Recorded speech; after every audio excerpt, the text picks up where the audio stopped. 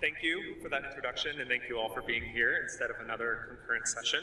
I'm a recent transition from a researcher to an administrator, so this is a really exciting opportunity for me to present my new work as an administrator. I want to first start off by acknowledging co-authors and collaborators on this work, Dr. Gail Murphy, the VP Research and Innovation for UBC, and Dr. Helen Burt, the Associate Vice President of Research and Innovation. For some context of where this is coming from, this is one of my favorite graphs.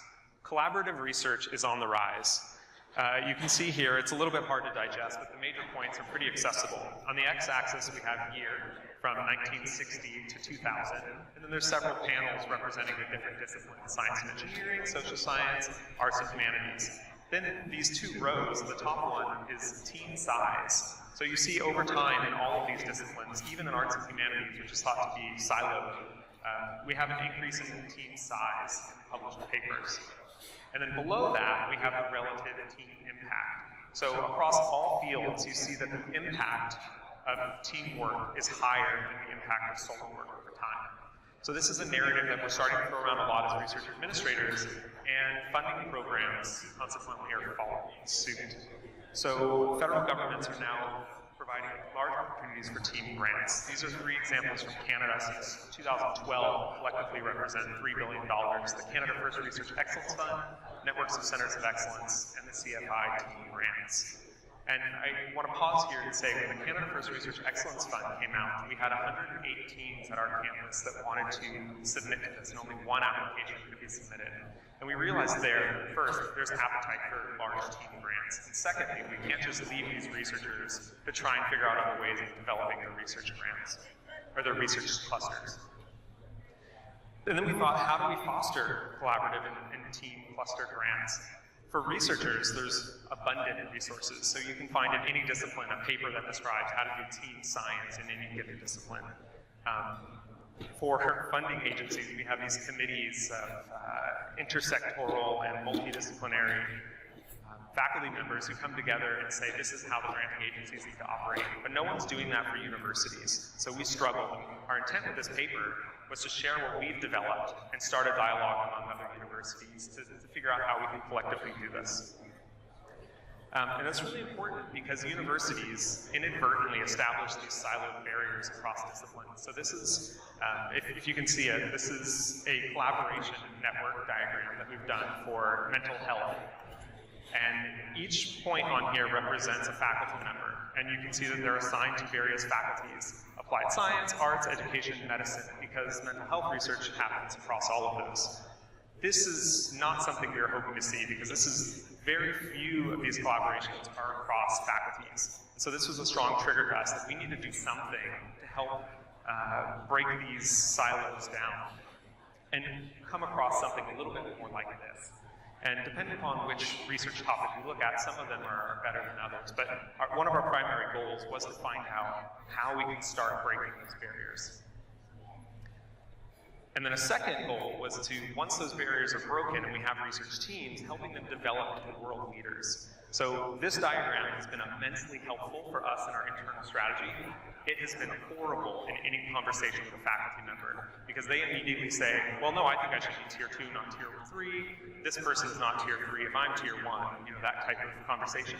But what it has allowed us to do on the left, we've defined roughly what these tiers could look like. So in the bottom tier 3, we have emerging leaders who've defined their pathway to impact, but maybe haven't followed through with all of it yet. They have some evidence of collaboration and history of group funding. And then move up, you have globally recognized clusters with translational activities and strong impact and significant group funding. We want to get them to the global leaders, and how do we do that? So to be a tier 1, we sort of think that you'd be a global leader with sustained translational impact, strong societal impact, and sustained funding model. And on the right, we've outlined what we call these catalytic activities of how we would get clusters from one tier to the next. And this is really what's informed our strategy. Not necessarily who's tier 1, tier 2, or tier 3, but what types of support they would need from the university to propel themselves to the next tier, whichever that might be. So from that, we determined I'll just quickly say that many of these catalytic activities on the right are not ones that are typically funded by granting agencies, and there's not a lot of funds available for universities. So as a consequence, we established that First, teams need these developmental support activities, so they need flexible cache that will allow them to do some of these community engagement, knowledge translation, workshops, etc. They need access to leadership at the university, so we can't just have these 5,500 faculty members who don't get to engage with the university leadership. There needs to be increased collaboration at that level. Web development, a lot of them really need a way of projecting themselves out to the world, and they'd all ask for $50,000 for a website. That's something that we can work on as a university to help without giving them each $50,000. Engagement specialists to help them work with communities and other partners in different sectors, etc. And to do that, we've established what we're calling the Grants for Catalyzing Research Clusters, or GCRC. And in the paper, we describe how we've established that and how you evaluate clusters across different fields, across different emerging developmental needs to fund, as many as we can. And then the last bullet on here is bottom-up versus top-down approaches.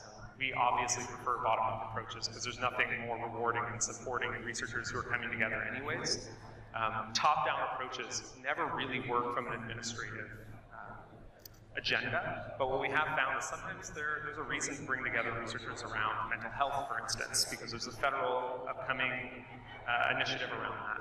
So what we do in those cases is identify all the researchers across UBC and then figure out who's collaborating with one another, seeing first of all, are there barriers? And if there aren't barriers, then we don't have a problem, and we just allow them to go as they're doing. But if there are barriers in hearing, we bring everyone together in these research gathering meetings to start shaking up these boundaries, introduce the researchers who are in buildings right next door to each other working on the same topic, but haven't met each other, and start getting that momentum going. And I'll just say, so we've been 1 year into this now. We're entering in our second year of funding, and early results that we've seen have been great, mostly. We've seen successful leveraging of the GCRC funds in larger grant competitions, which the University Administration loves to see. We've seen increased collaboration across units. So I showed those collaboration networking diagrams. We've started to see increased collaboration happening. So that's working. We feel great about that. New external partnerships have formed with industry and other sectors. Collaboration of novel lines of inquiry.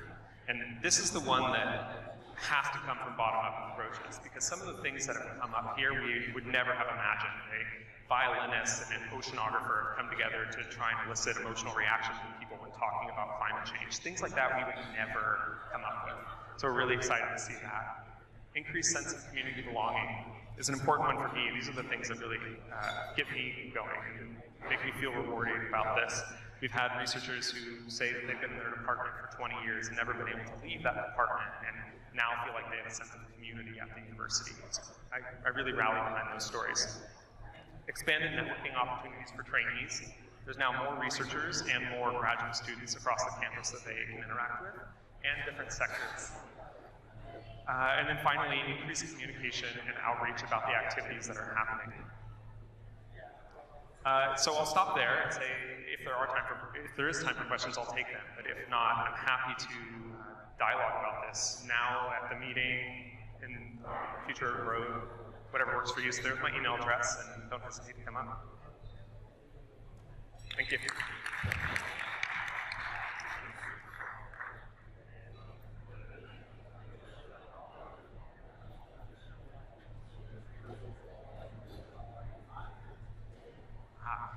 That's a good question.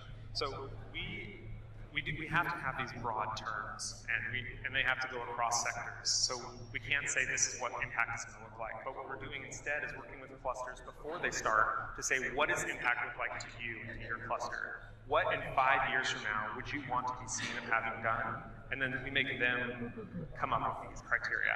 Then afterwards, we evaluate whether or not they fit that. And we work with them a little bit to refine that, because sometimes what they think impact for the cluster is different than us, and we sort of try and align on that narrative beforehand. But it's largely led by the clusters, and then we work with them to evaluate afterwards. Great question.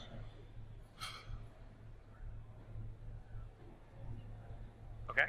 Yes?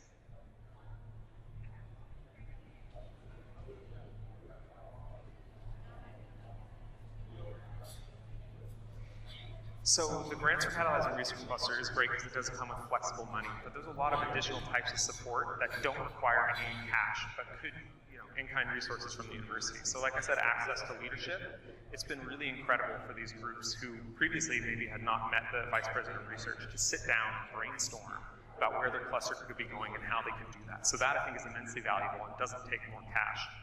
Coordinating services like web development, something you can work with your IT groups to do that might not cost you more money, it's more in-kind resources, but is hugely supportive for the groups.